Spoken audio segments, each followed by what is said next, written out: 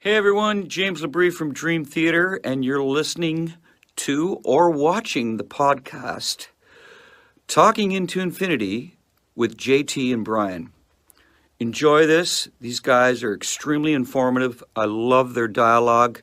I love their interpretation of the songs, who and what we are, what we were going after. They're very accurate in their interpretations and descriptions, and I just think this is a great show, and these guys are doing a stand-up stellar job. So once again, enjoy Talking into Infinity with JT and Brian.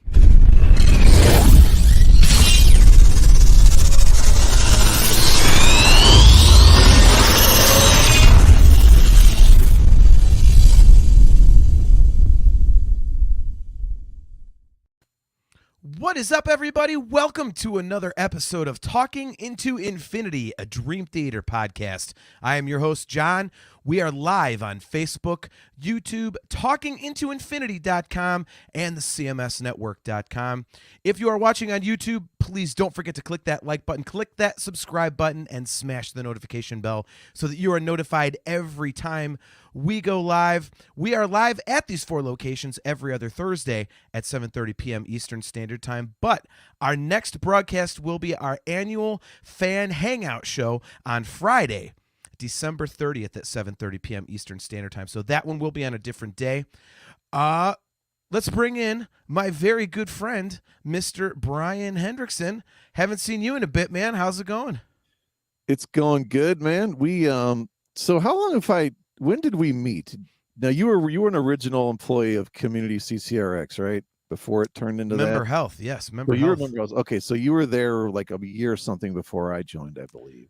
September 3rd of 2003, I was hired. September 12th, excuse me. Okay, so you got about two years on me. So I literally have never known you to be sick in 19 years. And dude, last week when I heard you on the phone, you sounded absolutely awful. But I literally have never known you to be sick in 19 years. That's very impressive. Yeah, it was so bad that, I mean, I could not kick it. It was like a solid week, and it just kept getting worse and worse. And I was like, what is going on here? And I just could not get rid of it. Yeah. I mean, I was absolutely miserable. Like, I hate working from home. I worked from home the first 4 days of the week. And then I took a PTO day on Friday, and it's our busy season. Right. And I never, ever take a PTO day during busy season. So that, it was like just this, I mean, it had to be like 25 years since I was that sick for that long. So, yeah. So that, and then you were going to roll with it, and then your power went out. Yeah. I mean, the power going out here when it's windy or snowy is not unique, but I just thought, man, I've really literally never known this dude to miss a show. Like, I know he's got to be sick too if he's like, I don't even know if we're going to be able to get through the podcast. Yeah. If we do it. But the cough that I had was hellish, man. So yeah, it's good to see you're better, man, because that, especially at our age, man, if that crap lingers, like, you never know when it's going to go away. Sure. Thanks, man. But yeah, it was I don't know, before we get into this episode, so I ended up going to see Jeff Tate, which you unfortunately were unable to attend due to your illness. Yeah. And met up buddy of mine I work with, Bob, ended up meeting me there later. And it started out as one of those nights.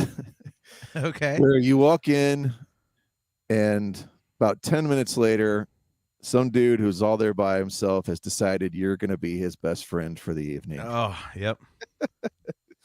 And as I told you before, you being a lead singer especially know how this goes.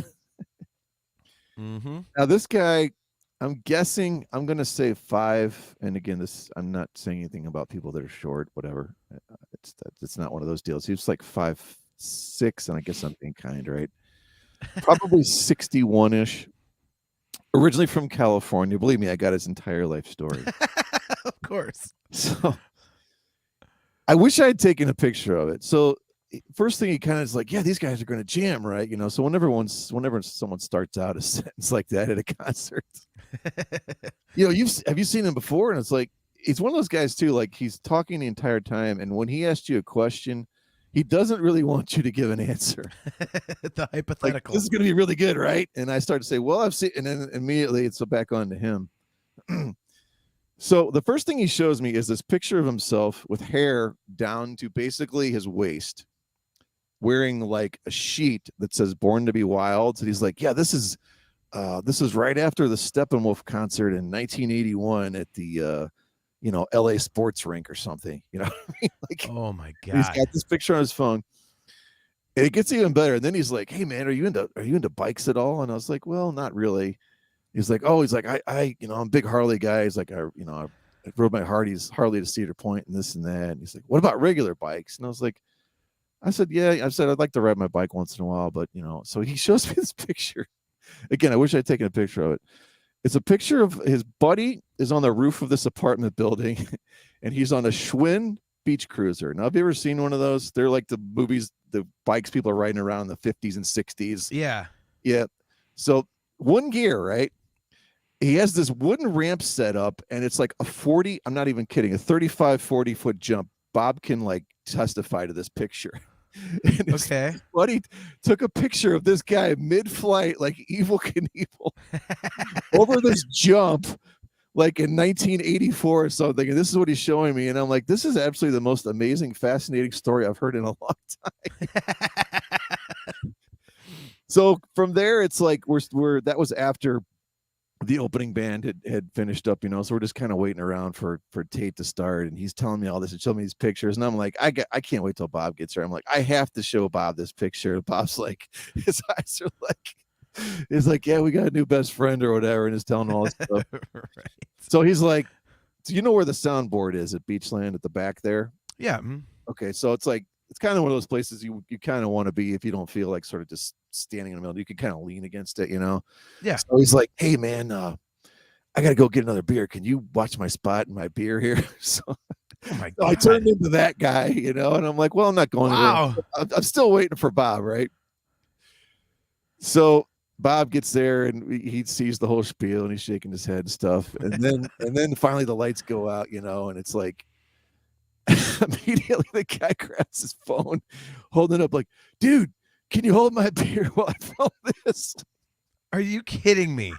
Like, Oh my God. like, I'm like, all right. I'm like, I'll play along with this for like, half of this song or whatever. And so he's got his hands up as high as they can possibly go, because this is a small dude, it's like way up like this. What the hell? Yeah, and then finally, like, he brings it down, and I'm like, okay, hand him the beer, and I look at Bob, and I'm like, I'm going up there. I'm like, Yeah. because there really wasn't. Anyway, that's the story about that guy. But I don't know if there was. Man, if I say there was 200 people there, you probably, when you were there, would say I overestimated. Well, he played there kind of recently. Yeah. I mean, it was definitely last year. Right. So this is similar to what you said you had seen, right? So this is the opening band was some, I don't know if it's, well, his band is from all over, including one of the guys from Ireland. Yeah. So it's like the same band that's the opener is his band. Then I guess the singer then plays a little bit of guitar. The only person I think that wasn't in the original opening band was the keyboard player. He was from Brazil, I believe they said. But you know what? It was cool. I mean, we did not know what to expect. And they tried to cram a few. I'm trying to think of what it was. Rise was maybe the song. I forgot what song. Yeah, I read the set list, and it reminded me of like when you were a kid and your mom is like, all right, we're gonna have bacon cheeseburgers and French fries for dinner, but every few bites you have to eat this Brussels sprout. Because it was like a lot of great stuff, and then a couple just absolute turds from that later stuff you want nothing to do with. To his credit, I think there was only 3 total. I forgot to get the actual set list and look it up, but you did before. So yeah, it was pretty cool. I mean, the way I kind of explained it, and you'll probably get this, is like, to me, it's like the difference of like, okay, when you go see Queensryche and they're playing through a $15,000-$20,000 guitar rig, and sound system and playing all those notes and songs note for note, and then you get, a $1,200 bar band or whatever playing it. You know what I mean? They're all great musicians and good guys. It just doesn't sound quite the same. I thought Tate sounded great for the most part. You know, up until the end, there was a little bit of this and that. But you know, they also do this thing where they kind of don't play the whole song. Sometimes it doesn't turn into quite a medley, but things just sort of blur into the other. And when your songs are so kind of unique the way they are, it's kind of hard to like sort of blend them. You know what I mean? Like it's not really seamless transition. You know, when you're going from like Walk Into the Shadows to Empire or something. I don't know. It just, you know what I mean? It doesn't exactly work. So we ended up getting, I think that was the main disappointment, was we only got one from Rage for Order, and that was Walk in the Shadows. And that was kind of a sort of a 3-minute, like, against almost part of a medley, but not a medley. You know, they're all kind of just jamming to it. I don't like when bands do that, man. Like when John Bush was in Anthrax, I loved the John Bush era. But they would do that with the old stuff. They would like chop it up and like kind of like only play parts. I'm like, dude, cut that out. Like that's just, I don't like when bands do that at all. I'm like, either play the song or don't. Yeah, no, it sort of annoyed me. But I mean, it wasn't so short that it wasn't, but I think you got a verse and a chorus and that was it. And it was cool though. We had like, I wasn't expecting, like, we got like Another Rainy Night, Empire, obviously Jet City Woman. Empire was the opener, wasn't it? Empire was the opener, yeah. Okay. We did not get Operation Mindcrime, the song, which kind of surprised me. We got Don't Believe in Love and Breaking the Silence. Okay. There was no Eyes of a Stranger. He did this weird thing at the end where it was like all this, it was almost like this punk thing. It's like, damn, and I'm like, what is this? And then all of a sudden it was Silver Bells. Christmas serious? Song. Yeah, it was actually kind of fun. But the crowd was like, I don't know. But yeah, you talk about like, you had a perfect analogy there. Like, I put cheeseburger and fries. Make sure you eat some broccoli. And, you know, if you hate, I actually like broccoli, you know, as a kid. Yeah. But yeah, it was like, he try to force those songs down and they play them and they're jumping around. They're getting into them. And, you know, some of them are not even all that bad, but it's just like, it's like, dude, you got so many damn good songs. Just, you don't need to be doing that. Yeah. Like, but in all, man, I thought it was a great show. I thought he sounded, I was pretty shocked. I thought he was totally overplaying anything from the original EP, because I thought he said he couldn't hit it, any of those. And they did Lady Wore Black and Queen of the Reich, and he obviously laid back pretty hard on those. Yeah. It was nowhere near, like, I forgot what's the name of the new singer. Todd LaTorre. Yeah, Todd LaTorre. Yeah, he can't Todd LaTorre that stuff at all, but I think he knows that. But it was cool, man. I was really glad I went. I mean, I thought it was a great show, and I thought he put on a hell of a performance, and the band was good enough, and I was glad I went. I was pissed that I had to miss that, because I know I've seen him twice there, and it's been good. It's been good, and you know, seeing somebody of that stature in a place that small, you know, we talked about this on the show previously, that I mean, it's really cool. And you don't really get an opportunity to do that very often. So, I mean, like we bought tickets to see Queensryche in Pittsburgh with Marty Friedman, and that's not at a small venue. It's a theater and stuff like that. So, yeah, that sucked that I had to miss it. So, I was, and of course they play my favorite Queensryche song. So, I Don't Believe in Love, and miss that. But so yeah, that's like I say, the set list looked cool outside of a few songs, and sounds like you made a new friend. I mean, the only question is like how quick did you run to get his number after the show? So to finish off that story, it's one of those stories where you saw the guy kind of double fisting all night, and you're just waiting for the time until he kind of runs into the wrong guy that doesn't feel like dealing with him. And sure enough, it was after the show was over. We're walking out, Bob and I, and this guy's like totally going off on this dude, like, looking at him and yelling. And this guy's like, "Ooh, I'm sorry, man." So he finally found the person that was like, after that many beers, it's like, yeah, I'm I don't really feel like dealing with this. I'm done. You're like, yeah, see you later. You were obnoxious to begin with, and now you're drunk. So see you later. Yeah, but I mean, super nice guy, and like, just a fun story I could tell. Now, I wish I had like originally I was gonna be like, hey man, send me a picture of that, and I'm like, well then shit, this guy's gonna have my number, and I don't even want to Yeah, know that's what's gonna happen at that point. yeah. You don't want that. No. You should have had him send it to Herd just to watch Herd Yeah. start getting blown up later. Right.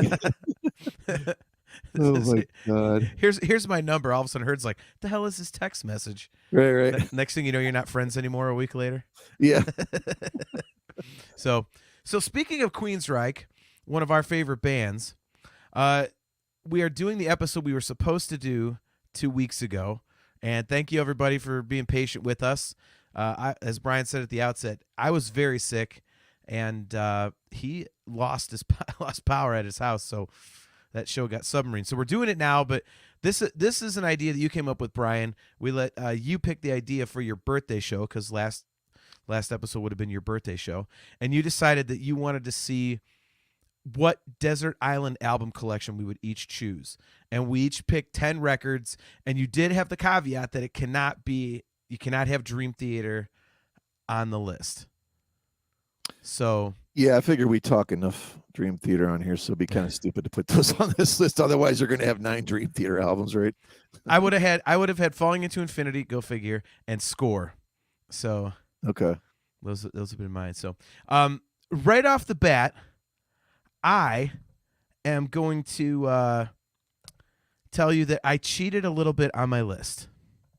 So I'm trying to pull it up here on my phone real quick. But so a couple of mine are obvious, and I got called out by one of our viewers. And he said, oh, gee, John's going to have 1984 and Injustice for All and Operation Overrated. I'm like, overrated? And Pantera, like, so yeah, we know what's going to be on this list. So I said, okay. So I'm not gonna do 1984 or Injustice for All. What I am going to do is before they throw me on the island, I'm gonna divert their attention and slide each of those into some other record. So I'm technically gonna have them. I'm just not mentioning them on my list here. Okay. So I'm gonna go first. Since right. you mentioned Queensryche, this may be a little obvious, but I am going with Operation Live Crime as my first desert island album because, I mean, it sounds basically the same as the studio version, but you get a couple extra songs. There's a couple elongated arrangements that are really, really cool. And I've got to have my Operation Mindcrime. So but again, I chose the live version because it's just so energetic and there's so much power to it. So it's like basically that album on steroids. So an obvious pick, but my first one is Operation Live Crime. So now, what are the extra songs on there? It's Roads to Madness and I think The Lady Wore Black. I want to say. Oh, sweet. Yeah, and one of them it actually might be.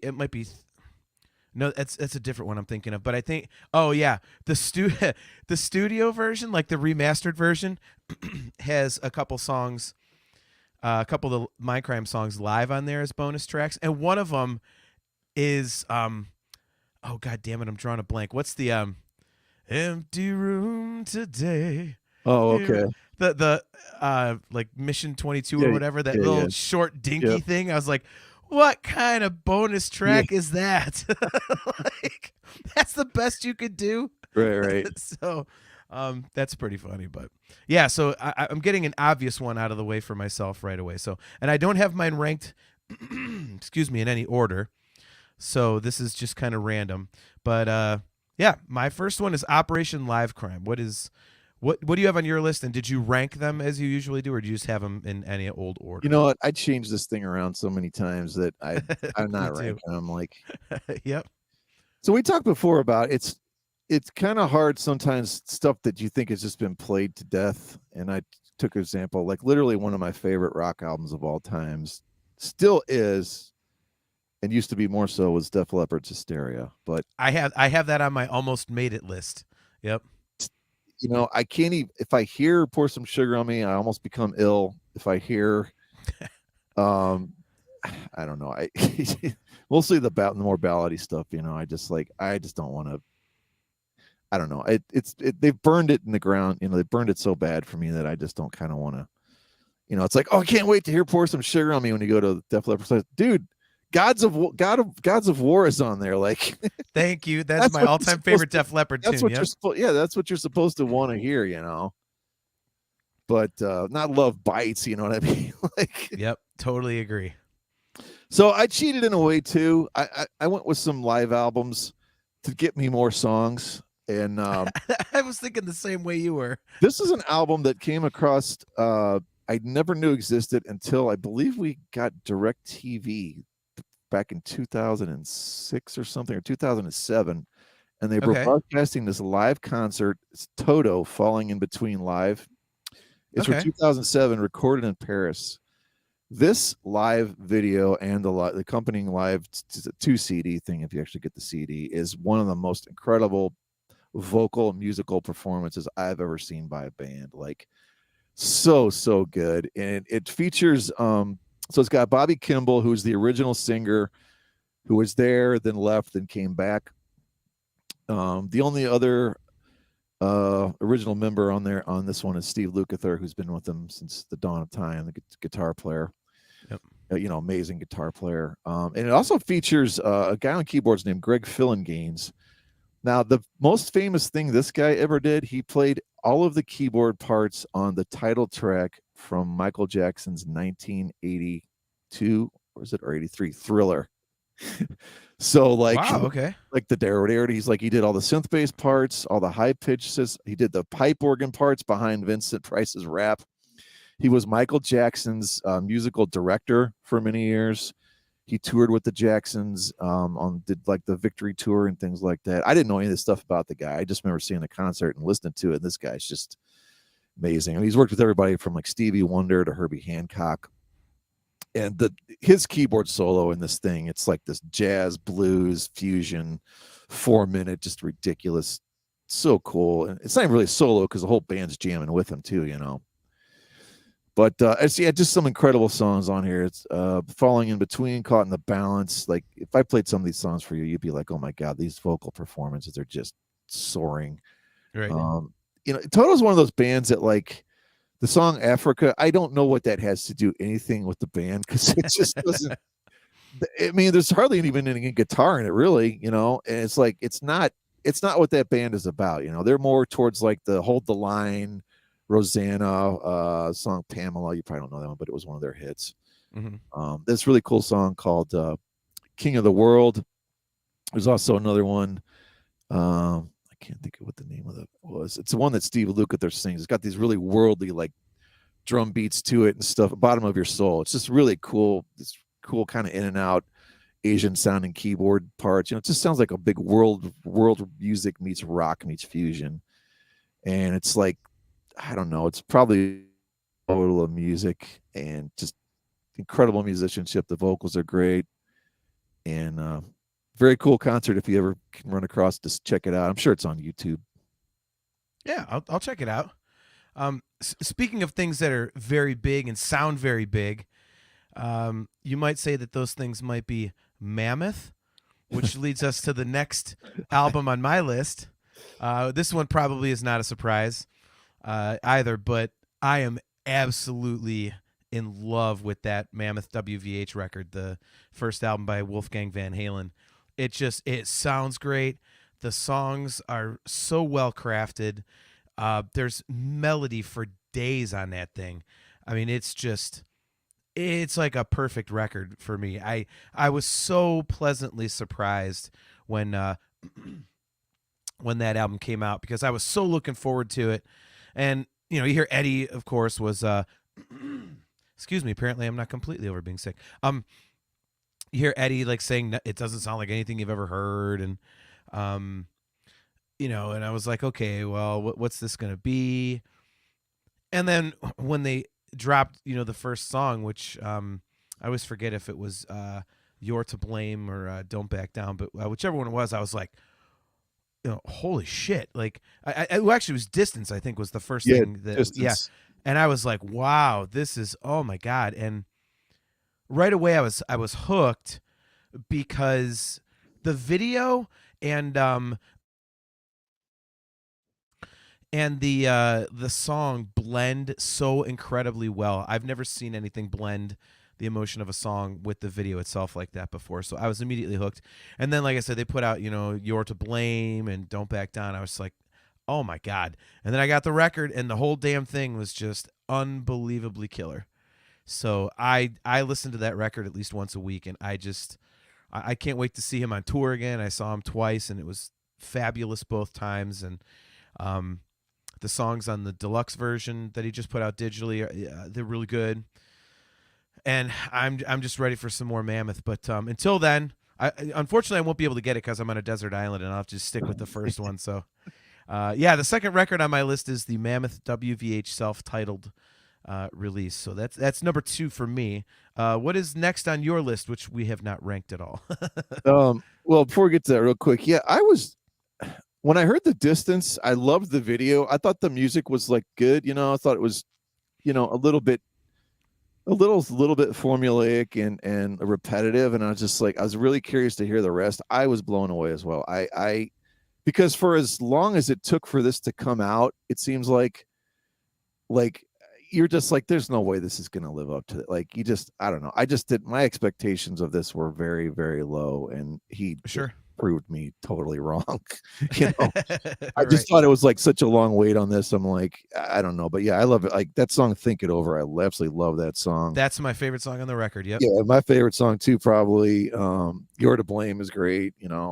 Mr. Ed, the title track, but yeah, it's all, you're right. It's all good. I'd be totally on board if that one replaced one of mine or something. I wouldn't be too bummed. Well, you know what? Since we're in that vein, and I swear this is not just for you, I'm going to go to 1979's Van Halen 2. Wow. Okay. Yeah, I think this is the best overall Van Halen album of the old stuff, front to back. And you know what's so weird to me is when you hear the guitar start in the crunching chords of You're No Good. Mm-hmm. You feel like your buddy just recorded that over in his bedroom, but that's okay. Yeah. Because it sounds so live and so raw and so in your face. You know what I mean? And just such an immediate feel to it. Like, I mean, just the way the guitar, the vocals scream off of there, the backing vocals are just floating on air, mixed, and it combined the contrast of Roth just wailing away. And you still get chills when I hear this stuff, and you're going into Somebody Get Me a Doctor, Out of Love Again, DOA, probably one of my favorite songs of all time of theirs. Women in Love, dude. Women in Love, like the final 3 on that, DOA into Women in Love, that ascending progression at the end, and it's just got those little sprinkled harmonics just right in there, just kind of just going in and out there while Dave's just being kind of a goof on top of that, scatting a little bit over there, but it sounds so goddamn good, and then you go into Beautiful Girls and just the vocals on that as the closer. I mean, I don't even know what else you say about something like that. Like it just, that stands the test of time, and it will forever. Like it's just such an incredible recording, and it sounds so real and raw and so live and so good. Yep. I will not argue with you putting a Van Halen record on there. The one that almost made the list for me was Fair Warning. That's my favorite Roth record. But Van Halen 2, you're right. It's like it's just so good. You go through the whole track listing, and it's like, and you talked a little bit earlier about songs that have been played to death so you get sick of them. Dance the Night Away is one of those hit songs that I never get tired of. No, me neither. It is so upbeat and just so fun to listen to. Yeah. And I mean, like you nailed it. Like Somebody Get Me a Doctor and DOA and all that kind of stuff. Like it's so damn good. So I won't talk too much about it because if I get into Van Halen, we'll be here for quite a while. But did you mention Logan Brannigan's comment? I know you posted it. Yeah, Logan Brannigan, in case you guys did not see it. By the way, Logan, thanks for tuning in. He says, Mammoth WVH was a great debut album. Every song was amazing. I can't wait to see them open for Alter Bridge and Metallica next year. Yeah, I tell you what, man, I'm looking at getting tickets for that Metallica Pantera Mammoth show in Chicago in 2024, and there's a chance I might not make it all the way through Metallica with that lineup. Gee, only if Mammoth Wolfgang Van Halen was opening for Alter Bridge and it was within driving distance. That would be great if we would have gone to see that. Yeah, but then I wouldn't stay for Alter Bridge, so I would go back to the hotel. That's fine. I'll hang out. Don't leave without me. So I'm not going to pontificate about Van Halen, Okay. except to bring up the next record on my list of Desert Island albums. And I had to have some Van Halen because it's me. So this one is the very first cassette that I ever bought with my own money. And I had discovered Van Halen a few years before, and I got some money, and I got a gift certificate to a record store. And my aunt took me shopping, and I bought 3 cassettes. I bought Hysteria, Def Leppard, like we talked about. I bought Aerosmith's Permanent Vacation, and I bought the next record on my list, which is 5150. And I was kind of torn about which. When I think about it, like, I have strong emotional connections to each of the Sammy records for different reasons, and it's like there's something there for me on all of them. But the thing about 5150 for me is, again, it's the very first album I ever bought with my own money, and it really solidified my love of Van Halen. And I'd only heard 1984, and I'd worn it out. And, I saw this new Van Halen record was coming out. I heard, Why Can't This Be Love on the radio. I was like, oh my God, new Van Halen. And I went out and I wore that thing out. I mean, I listened back to the record today, and I can, every little drum fill, every little nuance. And, I could probably quote all 4 of the guys' dialogue on the inside, the goof track. Like, I can quote that chapter and verse. Like, it's just an absolutely phenomenal record, man. And every song is great, and Dreams is actually my second favorite song of all time. And it's a killer record, man. And I had to have some Van Halen on my list. I could never be on a desert island and not hear Van Halen. And it was a tough choice, but I went with 5150. So 5150 it is. Yeah, that's a no-brainer, man. It's weird. It's only 9 songs. And I was double checking, 43 minutes, of which 4.5 of that is them goofing around on Inside. Yep. So literally, it's not even hardly a 40-minute album. But yeah, it's another one of those things like, oh, Sammy Hagar's joining Van Halen. I don't know if this is going to be a good idea or not. Not really too sure. And I don't even know that I didn't hate it, but I don't know that the first time I heard, the hell's the damn? Why Can't This Be Love? Yeah. I don't even know that I was like, this is just weird, like I didn't hate it, and then when I finally heard the rest of the album, I was like, oh my God, I heard, like you said, I heard Dreams, and then I heard Love Walks In. Like, I just love the way he used keyboards on this, to totally fill out and support and still drive songs like those. I think is what sort of sets this apart. Well, I mean, it shows Eddie as a songwriter that, he comes off of the massive success of the Roth era, and he gets a different singer with a different vibe. The music kind of takes a poppier turn, and the songs still just absolutely shine. And it was just proof that Eddie was the best. And it's, I could see why some of the, if I was growing up with the Roth era, it would be difficult to, it would be difficult to get on board with at times, especially once you get into OU812, because that one's just full on pop. I love OU812, but I can see why a diehard Roth fan would hate it. But 5150 had some amazing guitar stuff, dude. Get Up and Summer Nights and the title track and Best of Both Worlds.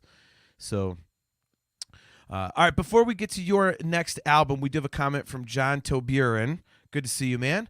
He's giving us his list. He says Everclear Sparkle and Fade, Pantera Far Beyond Driven, Eric Church Caught in the Act Live, Huey Lewis and the News Sports, good one, Metallica and Justice for All, that's my I Stole It record, Onto the Island, Our Lady Peace, Clumsy, Steel Panther, All You Can Eat, nice, Frank Sinatra's Greatest Hits, Garth Brooks, The Hits, and the Judgment Night soundtrack. Wow, Judgment Night soundtrack. Good call on that one, dude. That's got some kick-ass stuff on there. I like it. Yeah, John's an old buddy of mine. That's awesome. He's tuned in. He's his musical tastes are he loves everything, you know. Like awesome pick in there of Our Lady Peace Clumsy. I absolutely love that album. It's one of those bands I really appreciate their approach to songwriting. But yeah, cool. I can't go wrong with any of those. Garth Brooks, one of those guys I kind of didn't like at first, and the more I hear of his stuff, it's just I enjoy it. I think he's an incredible performer. You know, it's probably either you like it or you hate it. I doubt there's much middle ground. Yeah, I'm not a big country guy, but you know, I know you like Garth Brooks, but I don't think Garth Brooks made your list, but I'm sure there's another record coming up that did. I'm full of segues tonight. You are. I'm going to go to 1991's Bryan Adams, Waking Up the Neighbors. And this is Bryan Adams getting the full Def Leppard treatment. Yep. Mutt Lange puts his glorious over-the-top calculated, can you tell I'm reading this? Polishing off every single note and vocal and layer until it's so thick and fat you can barely ingest it. And it's like running down the sides of your mouth with grease. Which is to say, it's amazing. That's fantastic. Yeah, you know what? It's like it's the Def Leppard album that Bryan Adams always wanted to make. Coming off of like Adrenalize is about to come out, I believe, or the same time, and Hysteria, and you could just hear it all over these songs. But yeah, I mean, it's like starts out with "But I'm Gonna Miss You." Some of the big hits were "House Arrest" and "Never Be Another Tonight." Then there's the mellow stuff. If you're a fan of, you know, literally one of the worst accents in movies in history, Kevin Costner's Robin Hood, Prince of Thieves. Everything I do, you know, the song is on there. They end the whole album ends with a song called "Don't Drop That Bomb on Me." You'd swear like Def Leppard's like in the studio there, and Joe Elliott's like singing along with it. And but yeah, I don't know, man. Bryan Adams has this weird thing of being able to like, dude, that's the riff you came up with. I could come up with that and play that in 2 seconds. Yeah, but can you make it sound this damn good and turn it into a hit? No. Yep. So I'll shut up. I'll shut up right now, right? Yep. And he's always kind of had that ability, you know. Well, I don't have anything to add, unfortunately, because I am not familiar with that record. I have a feeling that more of your stuff will have that effect on me, because, but, I mean, Bryan Adams, the one thing I will say, like, I'm not familiar with a lot of his stuff, besides obviously the really popular stuff, but his voice is awesome. He's got such a unique, just so much gravel, like it almost sounds like it's blown, but he's hitting the notes perfectly. Like I love his voice. So he's just one of those artists I never got into, even though the songs I've heard I enjoyed. So I might have to dig into that one. So if for no other reason than to hear the Def Leppardisms. Yeah, we saw him live. It was just him and a piano player downtown at a square. It was sold out. It was like 1,500 people. I mean, it was just like dead silence as he's playing and singing every note. You know, he busted out every single hit, did them all acoustic, sounded amazing. It was so, he did this incredible cover. You can find it on Spotify of God Only Knows, Beach Boys. Like, oh my God, it sounded so incredible. I would have gone to see that with you. Yeah, I love seeing intimate stuff like that. And, you know, just to hear, even if I would have known like 3 songs, to hear somebody like that sing in that environment is just amazing. Oh yeah, I mean, it's one of those things where it's like one of those theaters and stages too, where I could get up there and sing a note and be like, "Oh, this guy actually isn't that horrible either." You know? I mean, the acoustics help, but yeah, it was just so good. It was one of the few times where, like, if any time someone tried to pull their phone out, it was like, nope, you know. And there was a girl in front of me that had hers up in front of me, and I tapped her on the shoulder, and she was like, "I'm sorry," and she put it away. Yeah. I'm like, I'm not going to watch this Bryan Adams intimate concert through your phone. Shut that shit off. Right.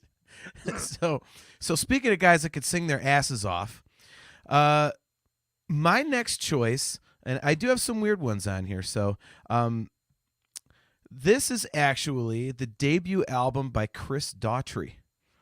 So I don't know if I would say that Daughtry is a guilty pleasure because it's not as poppy and light as something coming up later on my list, but I absolutely love most of Daughtry's stuff because, again, I love the guy's singing voice. And this record, all the songs are just really catchy, and one of them actually is something that I sang to get my golden ticket into The Voice. So I've got like a kind of a personal connection to that song. It's called Breakdown. If you guys want to check it out, I chose it because it has like the quiet voice and the falsetto voice and then the power voice, and I just love it. But yeah, the first record by Daughtry, it really took me by surprise. I had heard It's Not Over on the radio, and I was like, okay, American Idol, it's just this poppy garbage, but I'll check it out. That song's kind of cool. So I picked up the record, and I absolutely loved it. I was like, holy crap. And then, the next two were great. And then I think it's the fourth one when he starts getting into like the adult contemporary sound, and I'm like, Oh, but I actually went to see him. I saw him live with Three Doors Down, and he absolutely wiped the floor with those guys. They closed after him. And then I saw him on a solo tour. He was headlining, I think it was like 2-3 years ago. And he did some of the poppier stuff from the more recent albums, but he did it with a full band, and it just sounds so good. I mean, that guy's voice is, it's outrageous how good that guy is. And I just don't think he gets enough credit. So, the fourth record on my list is the self-titled debut by Daughtry. So are you familiar with it at all, or is this one? I'm not familiar with the album, but I believe you played me a few songs that I had not heard that were not on the radio. I've always enjoyed his voice. To me, out of all of those shows, The Voice, American Idol, there's only been two people, I believe, that have a valid voice that should be recorded and should be performing. And whether or not you like the music, it doesn't matter. But Kelly Clarkson is one. Is the other. I think the rest of it, including Carrie Underwood. I think she is so manufactured and so phony, and her music is so formulaic. It's so bad. If you don't stop talking about my future ex-wife like that, you and I are going to have problems. Sorry. Hey, wait till she becomes your ex-wife. I'll say even worse stuff about her. I think she's just so contrived and so like, I've just got to put as much power behind everything and prance around in high heels. And there's no feeling, there's no emotion to any of it. But I do feel that in Daughtry's voice, there's a power, there's a uniqueness. And I think, I'm totally fine with that choice. Man, speaking of some interesting choices, okay, check out this from Daniel Nevarez Araujo. Right, I'm trying to be Hispanic here. I was waiting for you to try to read that. I'm not going to get any, but yeah, Daniel Nevarez Araujo. I think it's Araujo, but yeah. So all right. So and this is all over the place. This is cool. This is why I like this kind of show. Look at this list. We have Bela Fleck and the Flecktones. But it's actually Bella. Okay. We have Bela Fleck and the Flecktones. Yeah, so Live Art Extreme, yeah. God. The Live Art Extreme, 3 sides to every story. There you go. Yep. A Man After, yep. Dream Theater Octavarium, Tool 10,000 Days, Deer Hunter, Color Spectrum. I don't know what that is, do you? I'm not familiar, no. Okay. Stevie Wonder, Songs in the Key of Life, Yeah. Leprous, wow.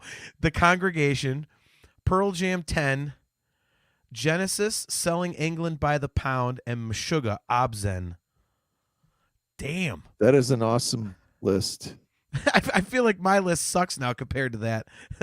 Like, that's all diverse and cool. Okay. And I swear to God, I have absolutely no idea who this guy is. I think he's a new listener and very, very cool. I'm not kidding. Number 7 on my list. These aren't ranked. It's just number 7. Okay. Stream 3 sides to every story, 1992. Now you're doing a segue. Yeah. I mean, that is weird. That is very, very weird. I know you love this record, though, so talk a little bit about it. Again, I absolutely love this record, man. 3 sides to the album, technically. Your side, my side, and the truth. Side 1, super duper heavy. Warheads, Rest in Peace, Political Calamity. You got some of the funk type stuff that they're known for off of Porno Graffiti and Cupid's Dead. Peacemaker Die gets heavy again. There's some Queen mixed in there. Second side starts getting mellower towards the end because Tragic Comic, real Beatlesy. song I think I tried to get you to listen to before I was going to, and I don't know if I ever sent it to you. Our Father, absolutely love the vocals and guitar on that song. It's almost like a round in a way. And Stop the World was kind of, I guess, the only hit on there. And that goes into the very last part of it's called Everything Under the Sun, parts 1, 2, and 3, where they have a 70-piece orchestra going with the band. And it's just a huge, massive undertaking. Sounds 70s-ish, but just so much melody for days.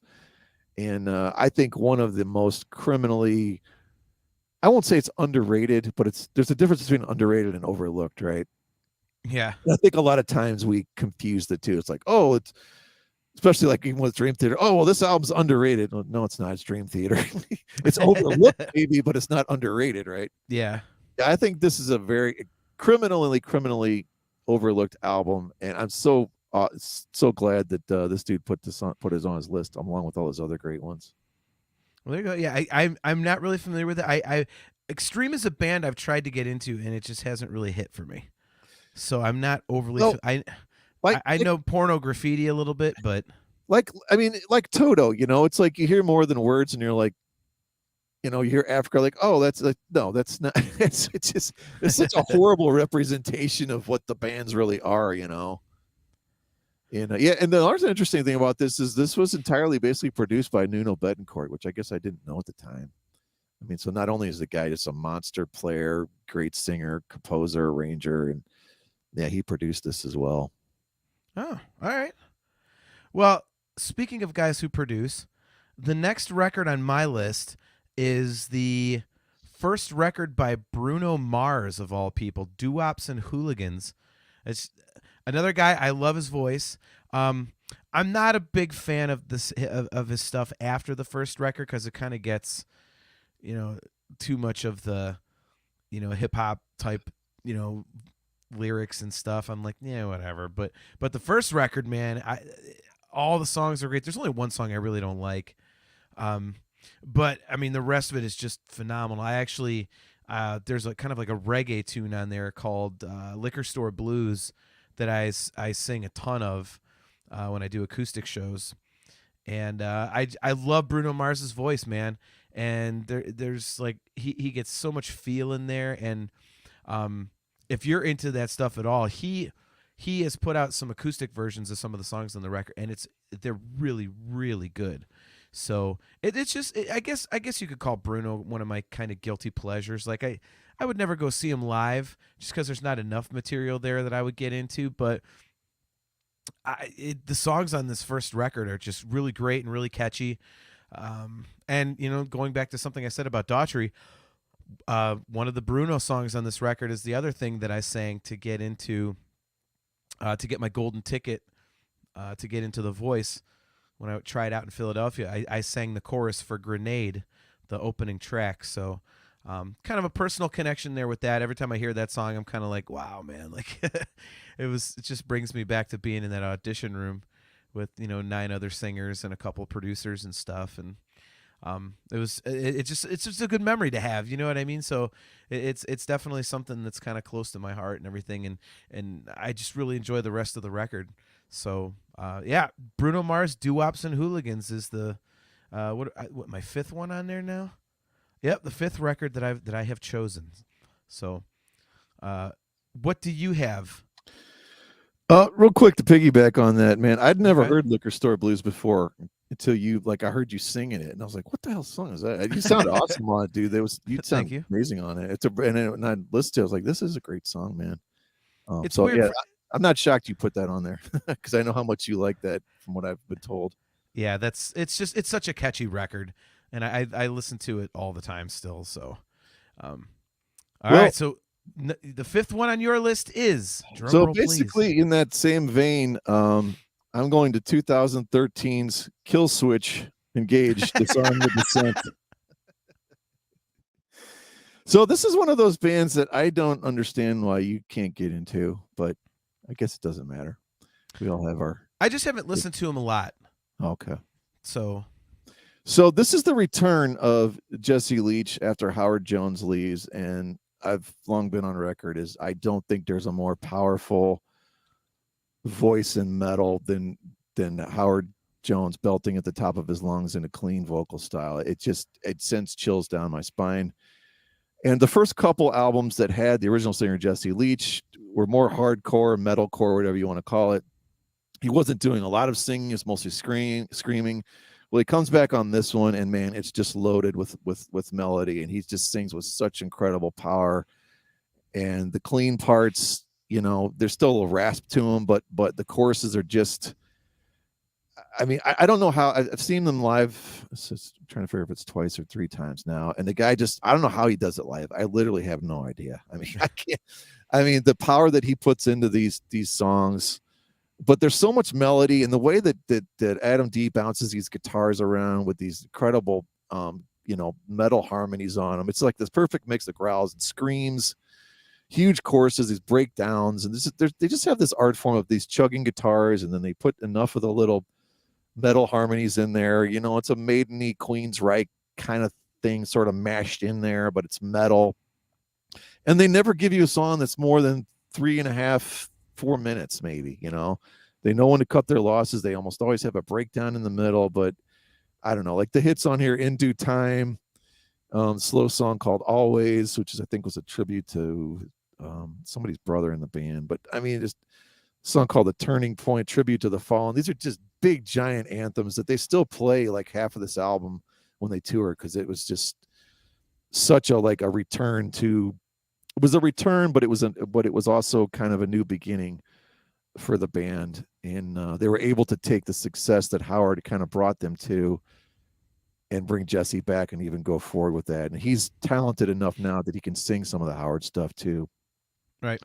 But man, just one of those albums. I don't know. There's no skippers on it for me. I can listen to it when I'm running, listen to it when I'm in the car, listen to it when I just want to get pumped up, when I'm practicing for my stupid outdoor hockey I play in this adult hockey league. Like, nice. I blast it up and I'm out there blasting slap shots, with my plastic ball and stick, Right.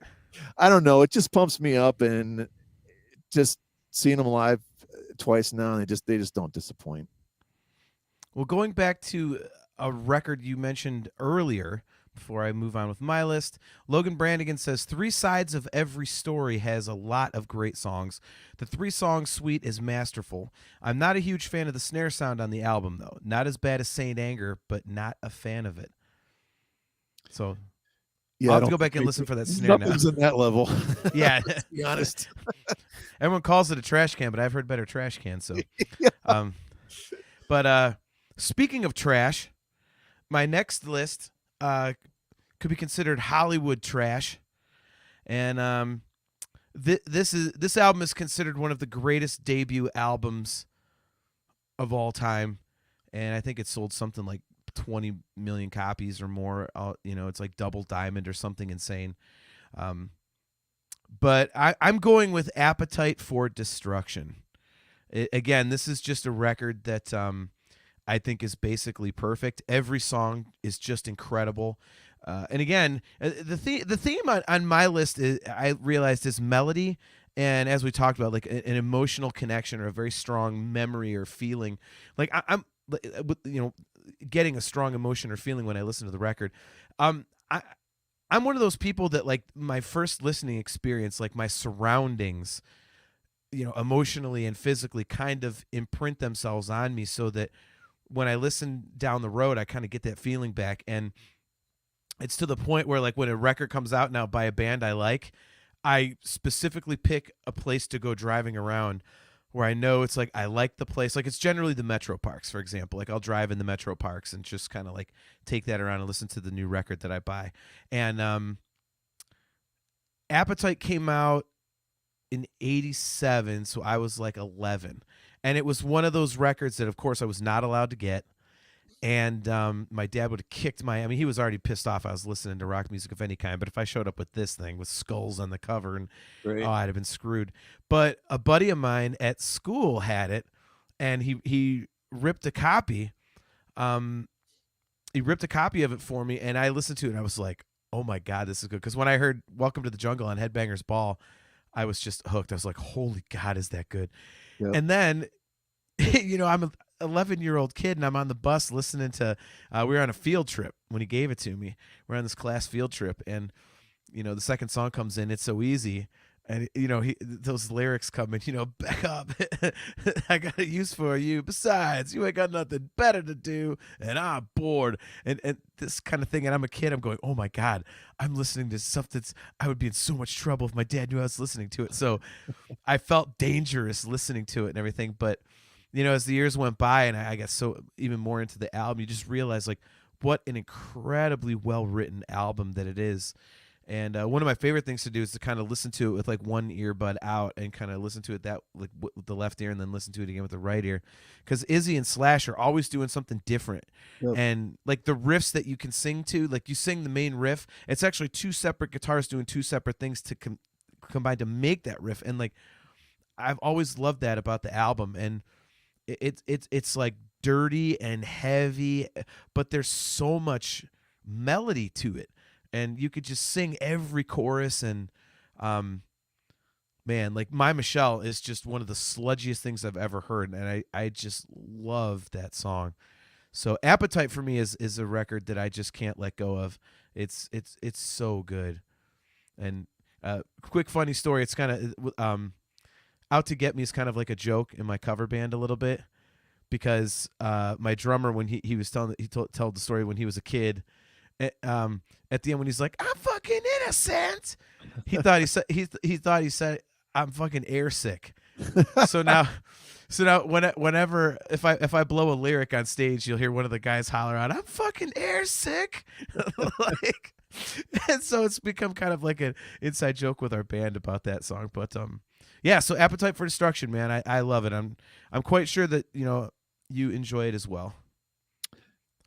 I would have to skip over Sweet Child of Mine. I can't hear it anymore. Yeah, I would agree with that. I'll still hear Welcome to the Jungle, but I will skip Sweet Child of Mine.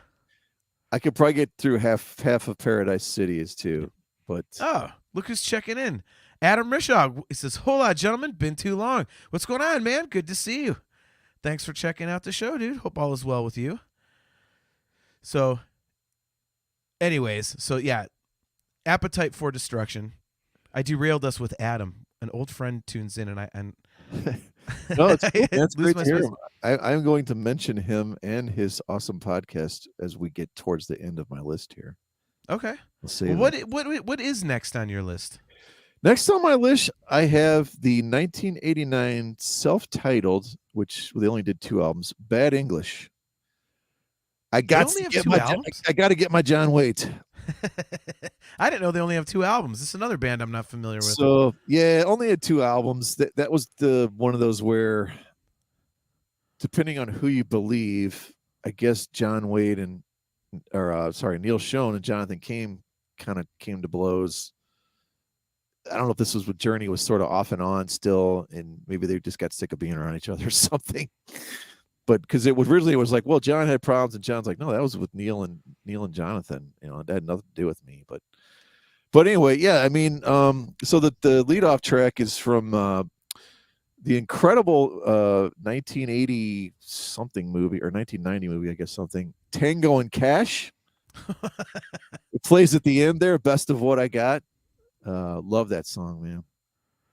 It's got real cool synth brass parts, just driving. I don't know. It's just a big giant, ball of like Neil Schon's fat melodic AOR riffing. It's Forget Me Not was, I think, the first single. Really cool, kind of a Bon Jovi, heavier Springsteen thing called The Restless Ones. Heaven is a 4-letter word. It's a really cool song. Then they have this killer ballad, like When I See You Smile. Price of Love, that was another minor hit. The album ends with a song called Don't Walk Away, which I think Diane Warren, who's like she's written like 8 million songs with Hart and Richard Marx and stuff. It never went anywhere, but it's just a really cool ballad. It has kind of a late 80s feel to it. But I love everything on, like Dean Castronova's on the drums on this one too. And I don't know, man, just one of those bands I wish I had got a chance to see live, because I think they only toured for maybe parts of 1 or 2 years, if that. And yeah, just a great overall album if you like, just really kind of polished I don't want to call it pop metal, but heavy pop rock, I guess is the word, you know, and in that Yeah. Bon Jovi Journey feel, you know. Okay. Yeah. Again, I'm not familiar with them. I thought they had a longer discography than just two records. Yeah, no, they just made the two, and then I think it was like something. I almost think it was more like, oh, we should probably get back to this thing called Journey, you know. Yeah, dude, I didn't even know that it was guys in Journey in that thing. So Yeah, shows what the hell I know. yeah. So moving on my list, I have another live record, and again, the band is going to be completely obvious, but again, you want to talk about an emotional connection to a record. I am going with 1993's incredible double live album by Van Halen, Live Right Here, Right Now. And I don't give a shit if people say, oh, well, it was done in the studio. They went and redid everything, yada, yada. If you've seen Van Halen live with Sammy Hagar, you know that they could have pulled that off. And that, re-recording it was just to get things perfect. However, they were money in the bank live with Sammy Hagar. So, it's got most of the songs from For Unlawful Carnal Knowledge, which is just that's another record I could have easily put on this list for a couple different reasons. The couple tracks from 0812 are awesome. They got a couple of the Roth, songs on there. It's so powerful. And again, for me, this one is kind of I always say that this is probably my favorite gift that I've ever been given, because when this record came out, I was 17 and my younger brother was 14. And I could tell you where we were driving. We're driving on Westwood Avenue, I think it is, in Strongsville, Ohio. It was like going right past where our cousins lived. And on the radio, my mom's driving, my brother and I are in the car. And on the radio, the DJ's like, and here's a new one from Van Halen from their upcoming live record, right? I'm like, oh my God. And then, Pound Cake comes in, and I was just absolutely shitting myself. Like, I was like, oh my God, Van Halen has a live record. And so I'm busy freaking out. So the record came out right around my birthday. I don't remember the exact release date, but I get home from school one day, and it was right about my birthday, and my brother and I shared a room. And I had one of those boom boxes, with the CD player and the dual tape deck, and it had the removable speakers. Well, my dad had bought new speakers for his big ass sound system, and he gave me his big tall JBLs, the old ones. And so I took the speakers off of the boom box and put the wire into the JBLs. So we had this awesome sound system thing in our room. So I get home from school. My brother's like, hold on. So I'm like, all right. So we go upstairs, and he goes, wait in the hall. I said, okay. So he goes, all right, come on in. And he grabs me, he stands me in front of the CD player, and he hits play. I'm like, okay. And all of a sudden the thing fades in here. Hello, baby. I'm like, oh my God, it's the Van Halen live record. And he hands it to me. He's like, happy birthday. I've been saving my allowance for like 2 months to buy it for you. And I still I should have grabbed it, but I have it right on top of my mini fridge up here with my my 1984 record and my Injustice for All record. And it's still the official, like the one I was given as a gift, and I carry that. The CDs have long since been stolen and stuff, and the case is all beat up. But that is my favorite gift I've ever been given, because my brother worked so hard to get. He was so excited to get it to me because he knows, even back then he knew how like Van Halen's like everything for me. So, kind of a long story, but that's why I picked it. And it's I figure if I'm on a desert island, it's good to like kind of have those memories, kind of brought up. So. That's very cool. Now, question: is there a video for that recording or no? Yes, and they recorded it for the two shows that they it was somewhere in California. I can't remember where, but people shit on that too because they use footage from both nights. Okay. And the guys didn't wear the same clothes, so you'll be like in the middle of a song, and like all of a sudden they'll like change clothes in the middle of a verse. But it still rocks, man. And I have that, of course, and oh God, it's just so good. Because I don't know if I've seen that Live Without a Net, but I don't know if I've seen this other one. I wonder if it's on YouTube. Yeah, it's out there. The whole show's out there. Yeah. Adam Rishog says, let's get this out of the way. One of my albums would be Scenes from a Memory by some shitty band called Dream Theater. So you guys are lucky because you can put Dream Theater records on your list. Brian came up with the rules, and we were not allowed to use Dream Theater records. So You went chipmunk there for a second, but you're back now. oh, sorry. It's all right. Yeah, my bad. When I move into my new house here in a few weeks, I'm hoping that this won't be an issue anymore. But so all right. So what is next on your list of desert island albums? All right. The only person that might appreciate or even know who this is, I believe, is our buddy Discuss Metal Joe. Was it his name? Yeah. Mm-hmm. This is a band from St. Louis, 1991's band Pale Divine. Now, not to be confused, I did double check on Spotify to see if they're on there. I have the CD. They are not. If you put in Pale Divine, you're going to get like this death metal band. Okay. Is this a local band or? This was a local St. Louis band that had it actually had an album on Atlantic Records. Okay. And they were originally called The Eyes. Going back to Guns N' Roses, they featured at the time an original member who has been a touring member of that band forever now, Richard Fortus.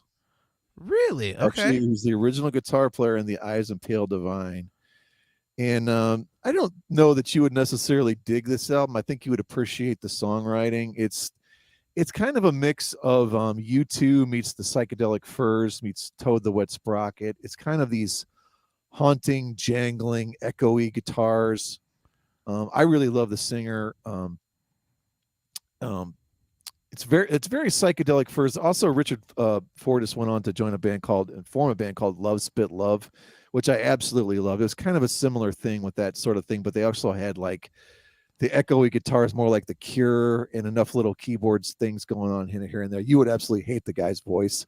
Okay. I know that you would hate the guy's voice on Love Spit Love. You might be okay with this guy's voice in Pale Divine, but yeah, one of those bands that I don't know. There's not a single bad song on it. It's like one of those where it's one of those albums where you're like, I know it's coming next. I can't wait. I don't want to leave this song. I can't wait till next one. It's just one of those songs for me like that. And I think it's like 10 songs total.